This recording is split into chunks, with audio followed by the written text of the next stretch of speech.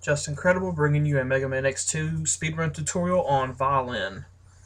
So once we finish all the 8 Mavericks, we have all of our weapons, and we're ready to take on the end of the game. So the first of the Counter Hunter stages features a lot of climbing, this is the second of the 3 major climbing stages. And also we're using a lot of our weapons in the process. So we're coming up on probably a really cool jump here at the very beginning. You're jumping way down into the abyss of this stage. So this stage is pretty weird. It starts, you go down really far, and then you climb up, basically for the rest of the stage. But this first falling section here, as you notice that X is passing between 2 enemies as he falls, which is what you want to do. But if you account for your full jump height and your full length of your dash jump, there's actually a visual cue for this jump and an audio cue. First, I'll talk about the visual cue.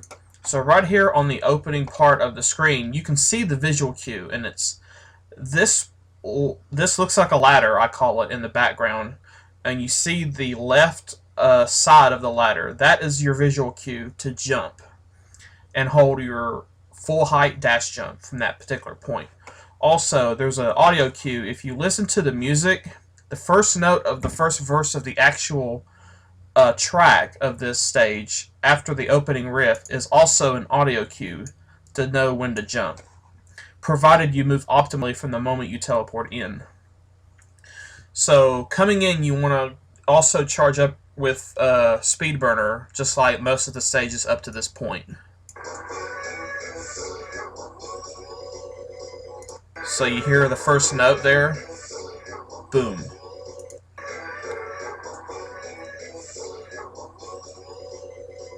If you jump at the correct timing, you'll go right through those 2 enemies. If you're a little early, you'll hit the flying enemy, and if you're late, you'll hit the bat.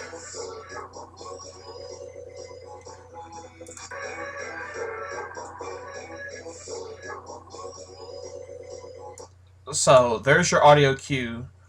So if you get hit by either of those enemies on your way down, it shouldn't affect your ability to grab the wall here with the strike chain. You may be down a little bit further below where X is on this video, but you should be okay. Just remember to swap the chain and air dash after the burner fully is over. And there's a visual cue for this burner also, and there's a dark spot in the background, which you can't see it very well, I don't think, unless I can... Okay, right there. After X passes that spot in the background is when I release the burner, because that nicely directs X horizontally. And then you use the burner momentum and air dash to get to this wall here. So once you're on strike chain, you're going to do a dash jump from the very edge of this platform, and as you fall, you're going to shoot a chain, and you'll kill this screwdriver enemy and grab the wall at the same time. If you took damage and he drops, say, a health, you have to pretty much pick up the health, but also you're going to swap to Silk Shot, which is 3 swaps over from strike chain, and then jump and then shoot the Silk Shot into the wall and then grab the ladder. And then you'll climb up, and once the Silk Shot breaks, it's going to split into 4 pieces, which go in an X pattern, and the top left one will kill this Slidane, I think is what it's called, the same enemy you saw in the intro stage. Now, in the intro, you had to climb up after it, but now that we have weapons that can actually direct fire upwards, we can now kill these guys before they even get moving. So at this point, you want to go right back to strike chain and start charging. And also, as you climb, you want to do full jumps, because if you do, how many is it? 1, 2, 3, 4, 5, 6, 7. If you do 7 full jumps, the 7th one will get you to the very top and on this ledge, and then another jump will get you right here, which is almost enough, but we're going to release the charge chain and jump off the wall at the same time, similar to what we did in Flame Stag at the past the halfway mark. And the chain is going to extend, and X jumps high enough to where the chain will grab this wall. And then we're just going to charge up again, swap over to Sonic Slicer, jump over the first barrier attacker, and then once we get in front of the second one, we're going to jump back up, do a double kick off this wall, and then release the slicer before we grab the ladder, and it's going to kill the second enemy there that will pull the walls together. Now, at this point, a lot of people have different routes with their weapons, what they want to do here, but I've got two videos showing the two main ones. For this one here, I stay on Sonic Slicer and charge up again. So we're going to keep climbing. I'm going to jump over that first scorpion. And this is usually what I do, but I'm starting to change up my weapon right here.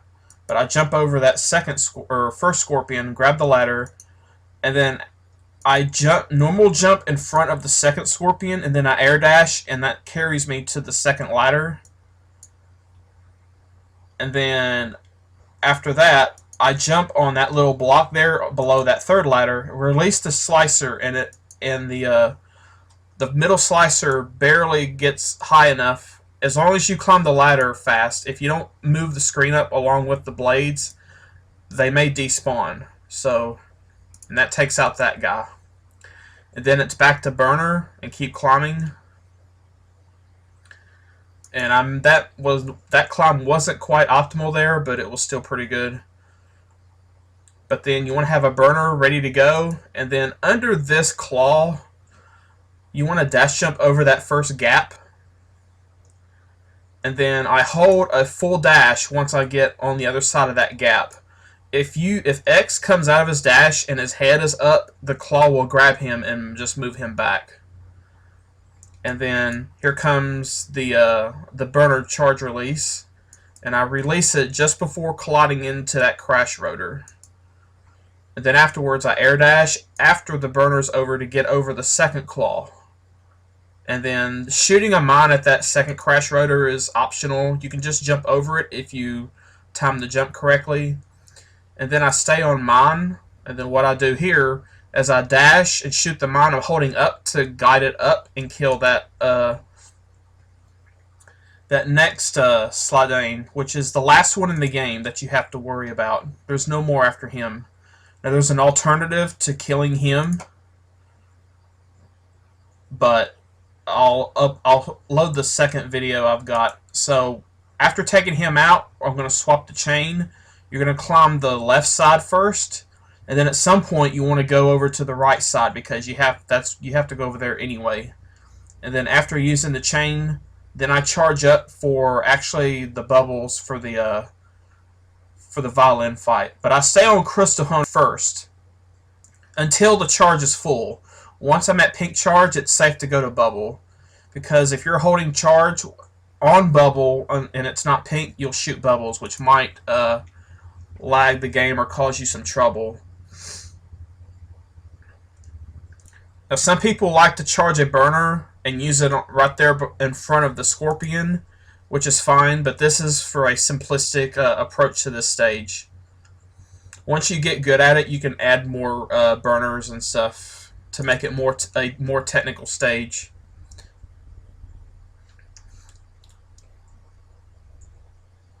So, a good timing to know how fast you've gone through the stage, the music will play twice if you touch the second door, or it'll start to play a third time. So we're picking up on the Violen fight.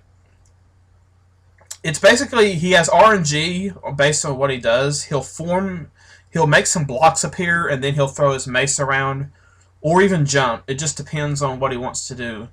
But basically, you have charge bubble, so all you do, you just let the charge go and just stand inside of his hitbox or next to him, because what the bubbles will do, they'll spin around him, and then there'll be a pause in the bubbles, and then more will appear. So almost you have to time your release the bubbles to ensure that at every moment that Violen's iframes run out, there's bubbles that will touch him once he's vulnerable again. And that could be a tricky thing. And also, the lag and the mace can randomize this pattern. But also, if he jumps, he's not throwing his mace ball, so he's not causing any lag from hitting the walls or anything. Basically, this is just let the charge bubble go and just hope that you finish the fight quick. And if the boss music plays one full time, after and you close the text box after beating him afterwards, it's a pretty good fight. This turned out pretty good. There was a little bit of a unfortunate there when he got hit by a mace ball, so he got knocked away from him a little bit. But overall, it was a pretty good fight. So this is basically the typical Violen fight.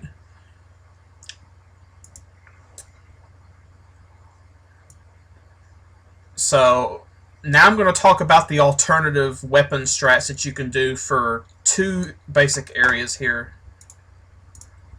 And then this tutorial is basically done. This is all the counter hunter stages on the first three are very, very short. So just like before, you're going to do burner. The basic difference here is the approach to the scorpions. The scorpions are actually weak and they instantly die to the silk shot. So one shot will take them out in the face. So right here I go to silk shot and I don't even charge. You don't want to charge silk shot because it will lag once the silk appears. So basically what I do, I skip the first scorpion and I take the second one out with the silk shot and I just keep dashing. And then right there, before I go to the wall, and then just as I dash away from the wall, I shoot the silk shot. In the X pattern, that same top left shot will take him out. So there's one different approach to this section right there. And we go back to burner. It's just like before. And after the magnet, I go to Sonic Slicer. Some people do this still. And right as you grab the wall right there, so as you grab the wall at that particular point, as you start climbing, you let the slicer go, and one of the blades on the rightmost one, as a matter of fact, will take him out. If you release late, he's already out of range, and you can't touch him. But that's just an alternative approach. I think a couple of the top runners still do use a Sonic Slicer. Either is fine, and then you still use the chain just like before.